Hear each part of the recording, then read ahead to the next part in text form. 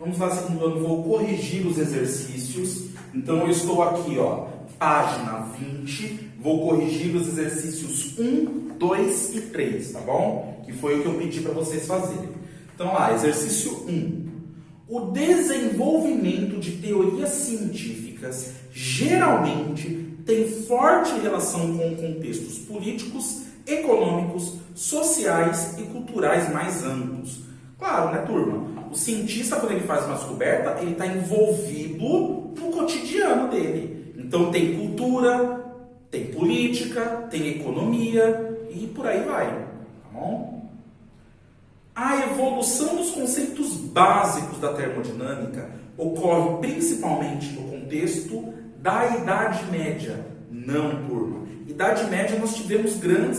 Muita gente fala que Idade Média foi tempo perdido, não sei o quê. Não é verdade. Muito cuidado com isso, não é verdade. Idade Média, para começar, os árabes descobriram muita coisa. Medicina, por exemplo, vem dos árabes, tá bom? E foi descoberto na Idade Média, a medicina moderna, tá? Então, árabes descobriram álcool, descobriram como costura. O que a gente faz até hoje é medicina árabe. Então, tem um corte no braço. Os europeus morriam de infecção. Os árabes limpavam com álcool e costuravam. Assim funciona, tá bom? Então, primeiro que o mundo inteiro não estava na Idade Média, digamos assim, tá bom? Você tinha os árabes. E mesmo na Europa, você tinha grandes construções. Então, os árabes eram mais científicos, mas os europeus eram engenheiros. Claro, você tem castelos que duram mais de 1000 anos. Faz mais de 1000 anos que o castelo está de pé, tá bom? Então, você tem... Na Europa, não estava estagnado 100%, que não tinha avanço. Não, muito pelo contrário. Você tinha grandes construções. Foram épocas de grandes construções das grandes cidades, pavimentações. Então, era muito pesada a parte de construção civil. E os árabes eram muito mais a parte científica, de astronomia, de medicina e tudo mais, tá bom? Mas, quando a gente fala de máquinas térmicas e termodinâmica, não é a Idade Média. Grandes navegações? Claro que não, né, turma? Qual era a indústria dominante nas grandes navegações? Navio. Construir navio e navegar. Era basicamente a época do comércio, mercantilismo. Então era comércio, não tinha indústria. Era comércio, era comprar e vender, comprar e vender, comprar e vender. Tá bom? Letra C, né, turma? Revolução Industrial. Por que chama Revolução Industrial? Porque a indústria já existia, só que era tudo manual. A partir de agora teve uma revolução, ou seja, uma evolução muito rápida. Uma revolução, onde máquinas térmicas faziam um trabalho sozinhas, sem precisar de muitos humanos ali para fazer isso. Então você aumentava a eficiência das empresas, tá bom? Então as empresas agora não precisavam daquele monte de trabalhadores, bastavam alguns trabalhadores para operar essas máquinas. E aí, discussão se é bom, se é ruim, não é comigo, aí vocês conversam com o Nicolas. Mas era isso que acontecia.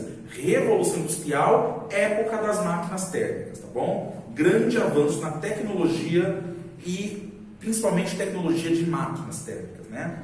E período entre as duas grandes guerras mundiais e a Segunda Guerra Mundial. Não e não, né?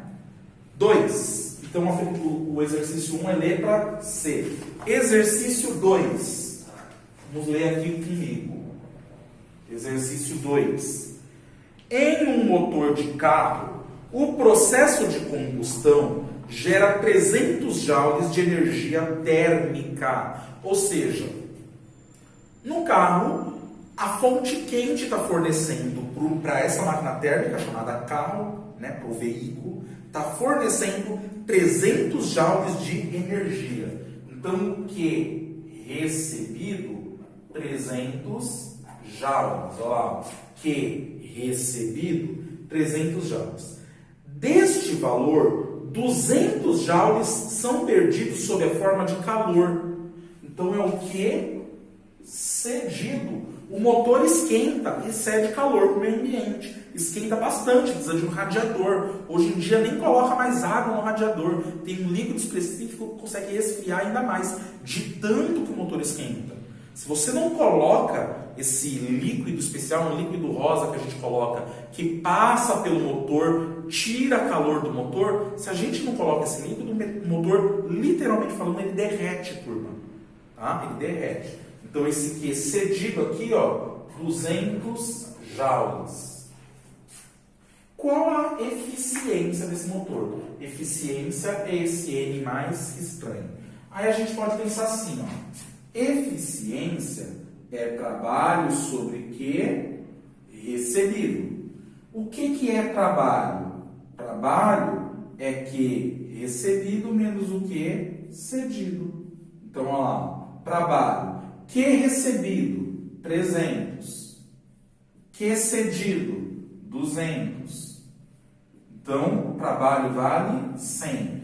Aí pega esse 100 e volta para cá. Ó. Fica 100 dividido por Q recebido, que é 300. Isso dá 1/3. Se vocês olharem aí, não tem alternativa porque está errado.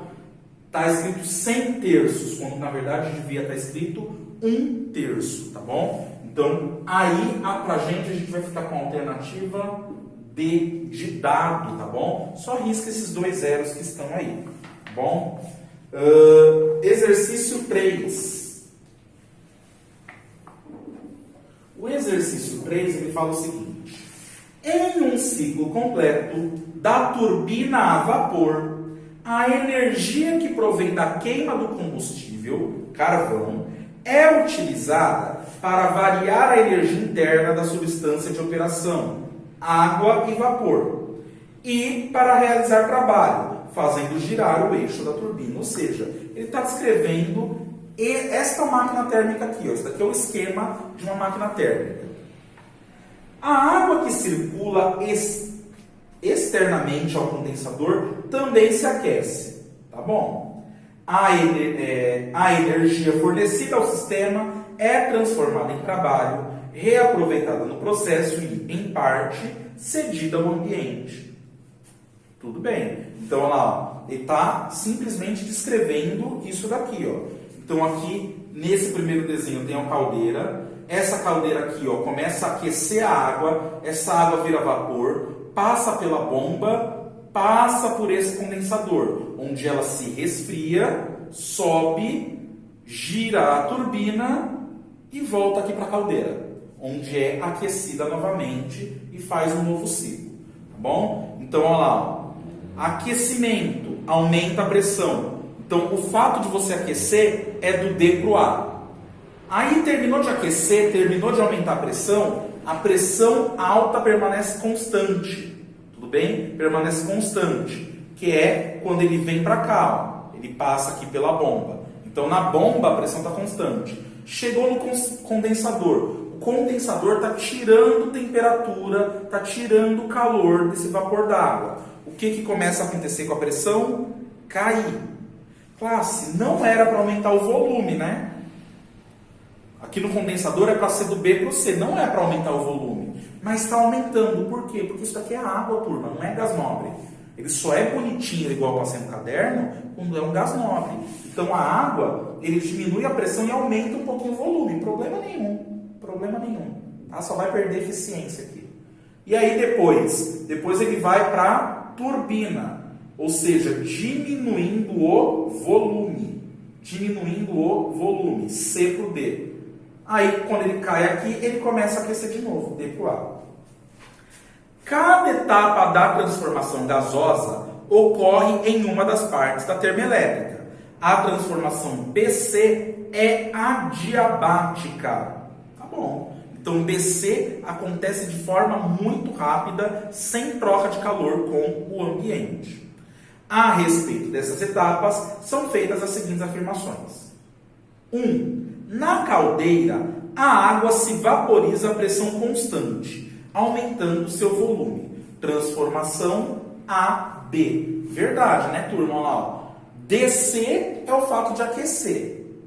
Mas AB acontece aqui, ó, da caldeira para a bomba. Então, o 1 é verdadeiro. O 1 é verdadeiro. 2. Na turbina, o vapor se expande, realizando o trabalho sem que varie significativamente a temperatura do gás. Transformação BC. Classe, a transformação BC não acontece na turbina, acontece no condensador. Acontece no condensador, tá? E realmente o vapor se expande, porque a água não deveria acontecer isso, deveria permanecer constante. Mas como não é gás nobre, realmente se expande. Só que a turbina não é o BC. Que isso daqui que ele está falando que acontece na verdade no condensador. Então o 2 é falso. 3. No condensador, a água é condensada, sendo pré-aquecida para ser bombeada para a caldeira. Classe. Aqui no condensador, ele está retirando o calor dele. A água que é pré-aquecida para ser jogada de novo na caldeira? Não, negativo. Além disso, não é transformação CD, é transformação BC. Então a 3 é falsa. Isso dá pra gente a alternativa A, né? A alternativa A, tá bom? Então está aí, corrigidos os exercícios 1, 2 e 3. Dá uma pausa e corrige, tá bom?